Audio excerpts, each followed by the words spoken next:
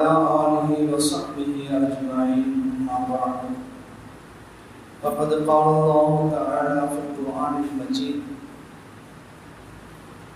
أعوذ بالله من الشيطان الرجيم بسم الله الرحمن الرحيم إنما يعمر مساجد الله من آمن بالله واليوم الآخر وأقام الصلاة وآتى الزكاة ولم يخش إلا الله فعسى أولئك أن يكونوا من المهتدين صدق الله العظيم وقال رسول الله صلى الله عليه وسلم إذا مات الإنسان انقطع عنه عمله إلا من صدقة جارية أو علم ينتفع به أو ولد صالح يدعو له أو كما قال عليه الصلاة والسلام رب اشرح لي صدري ويسر لي أمري واحلل عقدة من لساني يفقهوا قولي سبحانك لا علم لنا إلا ما علمتنا إنك أنت العليم الحكيم அளவற்ற அருளாளனும்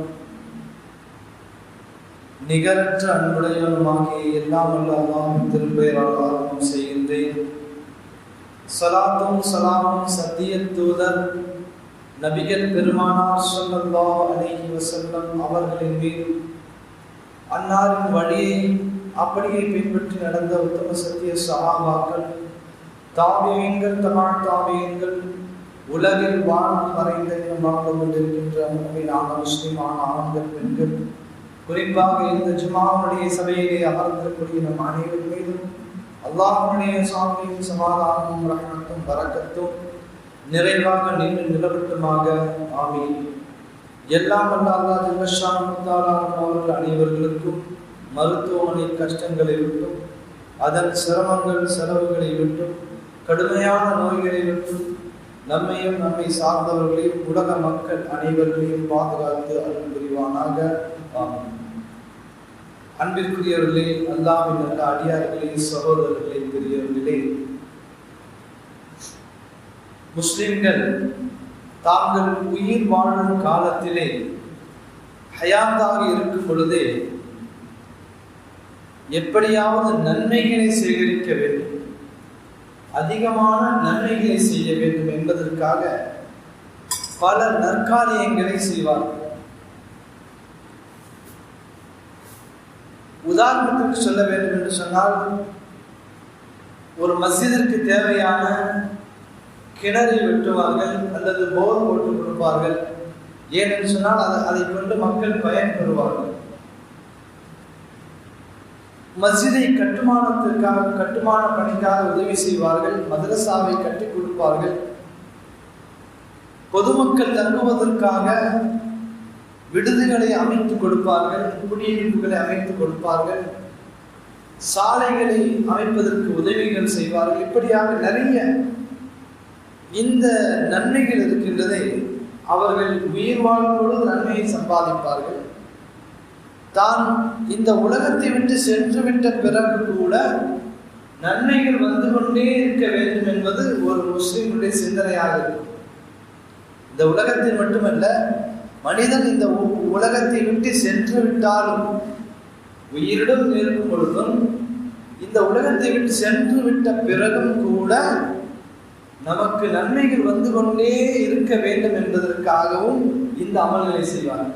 என்று சொன்னால், நாம் இறந்து விட்ட பிறகு கூட இவைகளுடைய நன்மைகள் வந்து கொண்டே இருக்கும். உதாரணத்துக்கு நான் சொன்னது போன்ற ஒரு கிணற்றை வெட்டி கொடுத்தோம். அதை என்ன செய்தார்கள்? அதை மக்கள் பயன்படுத்துவார்கள்.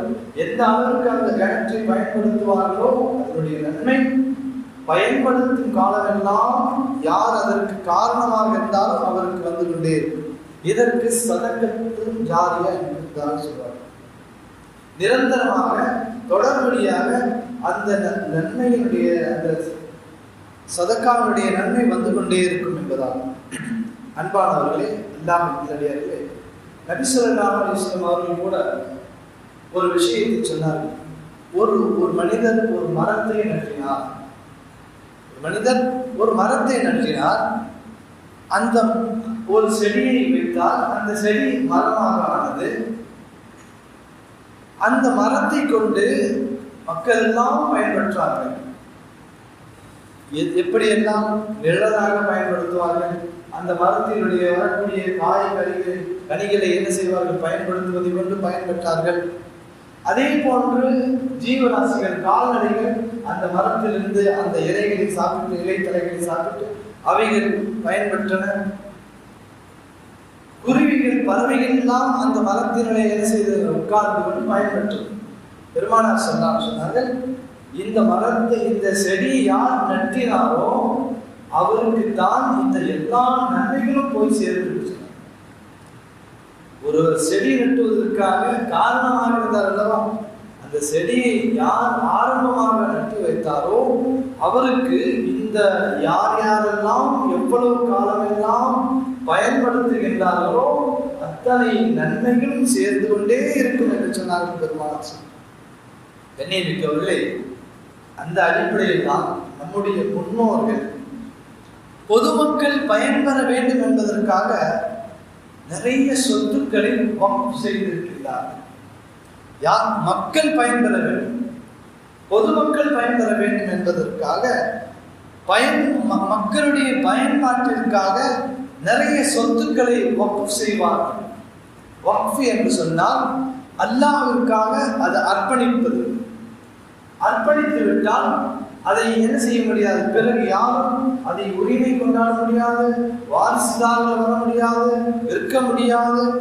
எந்த நோக்கத்திற்காக, எந்த பயன்பாட்டிற்காக அவைகள் வழங்கப்பட்டனவோ அந்த பயன்பாட்டை அது என்ன செய்யுங்க, நடந்து கொண்டே இருக்கும். கியாமத் நாள் வரைக்கும் என்ன செய்யுங்க, அதை கொண்டு எதற்காக வேண்டி அவைகள் செலவழிக்கப்பட வேண்டும் என்று ஒப்பந்தம் செய்யப்பட்டதோ, வக்ஃப் செய்வதற்கான நோக்கங்களில் சொல்லப்பட்டதோ அவைகள் என்ன செய்து கொண்டிருக்கும், நடந்து கொண்டே இருக்கும். உதாரணத்திற்காக நிறைய வக்ஃப் செய்திருக்கிறார் நம்முடைய முன்னோர்கள். மஸ்ஜிதுகளுக்காக, மஸ்ஜிதை பராமரிப்பதற்காக, மஸ்ஜிதை விளக்கு எரிய வேண்டும், லைட் போட வேண்டும், அதற்கெல்லாம் செலவு தேவைப்படுகிறதோ அதை எப்படி பராமரிப்பது சில சொத்துக்கள் வக்ஃப். இப்படியாக நிறைய சொத்துக்கள் வக்ஃப் செய்யப்பட்டிருக்கு. அதே போன்று மதரசாக்கள், மக்கள், பொதுமக்கள் தங்குவதற்காக வேண்டி என்ன செய்திருப்பார்கள், தூர நோக்கு சிந்தனையோடு.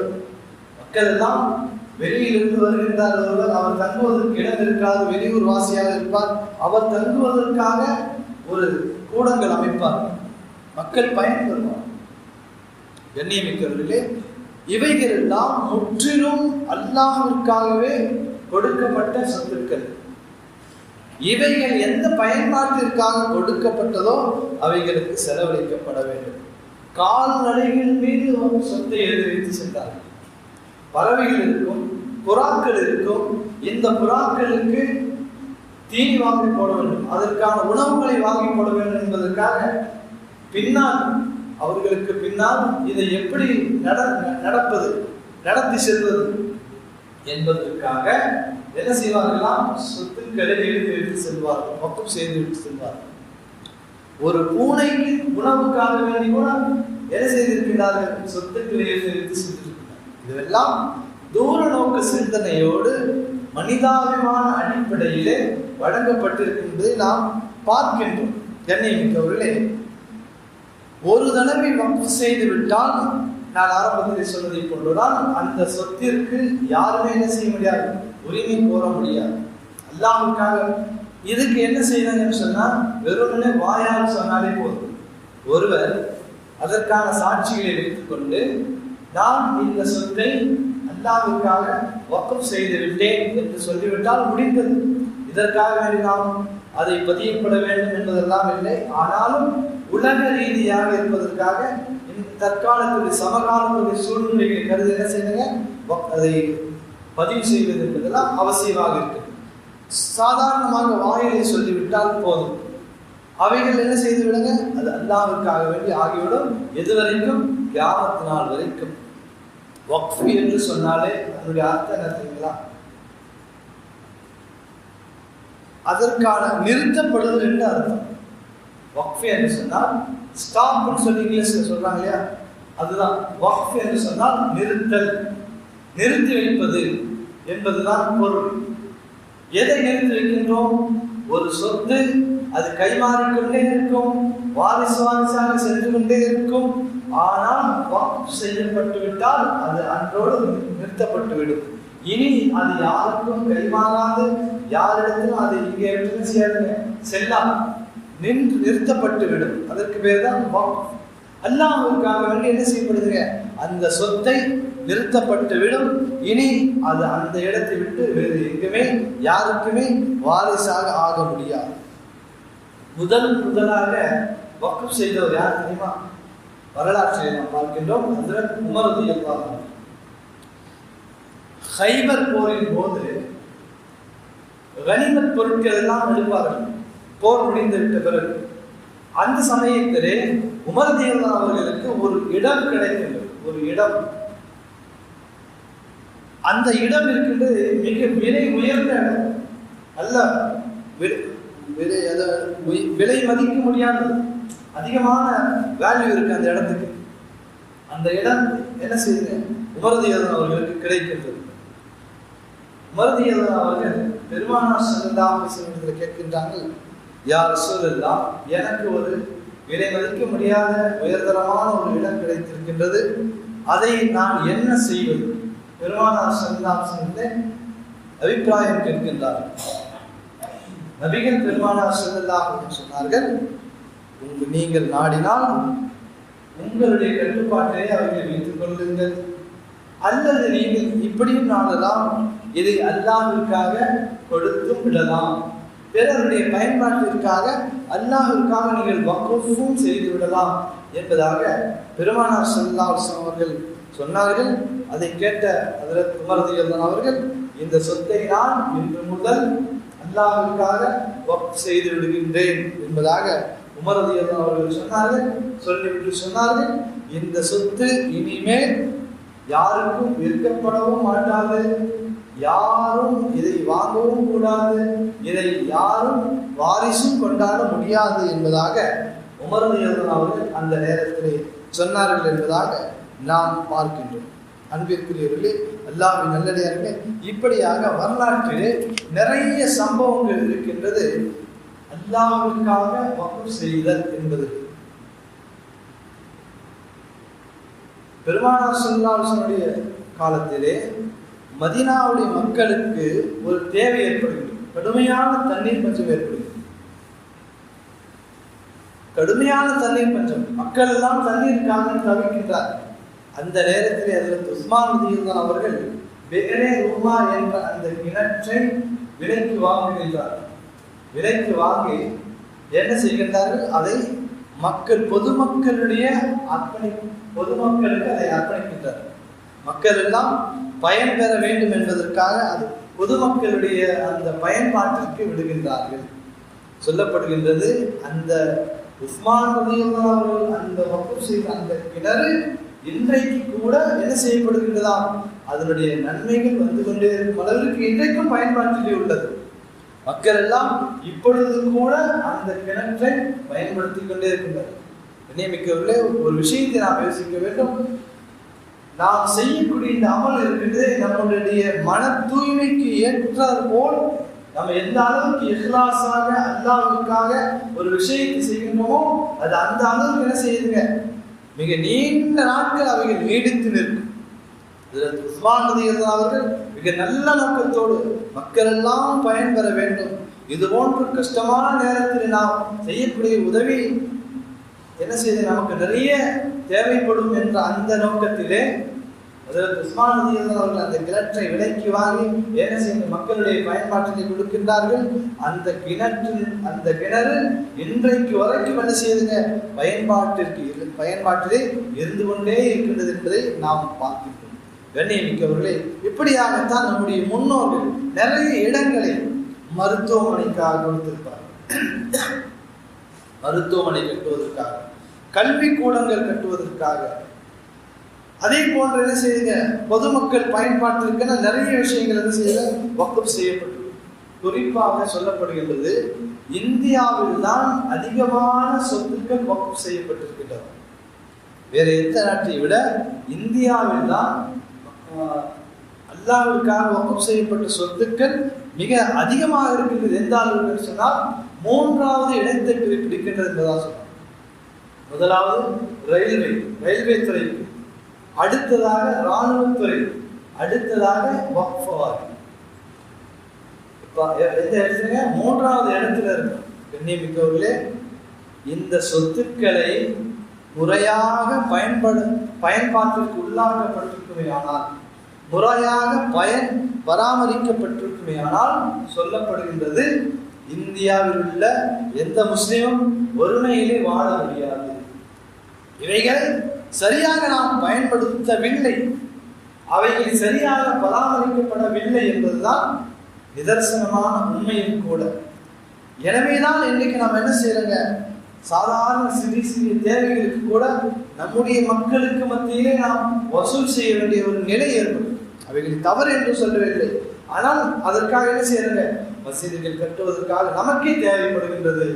அதே போன்று கல்விக்காக நாம் வசூலிக்கின்றோம், மதரசாவை கட்டுவதற்காக, அதை பராமரிப்பதற்காக தேவைப்படுகின்றது. அதே போன்று திருமணத்திற்கு என பொருளாதார உதவி கேட்டு என்ன செய்கின்றன, நமக்குள்ளேயே வசூலிக்கப்படுகின்றோம்.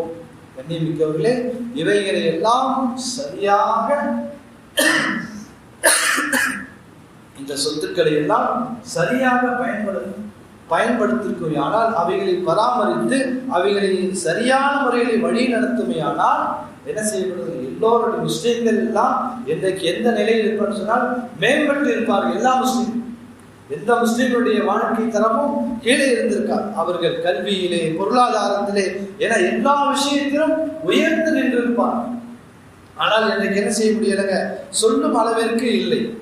ஏழ்மையிலே இருக்கின்றார்கள், நம்மர்கள் கல்விக்கு குறைபாட்டிலே இருக்கின்றார்கள். இப்படியாக நிறைய விஷயத்திலே என்ன செய்யுங்க, கீழ் நிலையிலே இருக்கக்கூடிய ஒரு நிலைகளை நாம் பார்க்கிறோமே. இதற்கான காரணம் நாம் நம்முடைய ஏழ்மையும் வறுமையின்மை காரணமாக என்ன செய்யறாங்க இவைகள். ஆனால் நமக்கான சொத்துக்கள் என்பதும் மிக அதிகமாக இருக்கு. இஸ்லாமியர்களுக்கான இந்த வக்ஃப் சொத்துக்கள் நிறைய இருக்கின்றன. அவைகளை சரியான முறையிலே பயன்படுத்த முடியவில்லை. கண்ணியமிக்கவர்களே, இவைகளை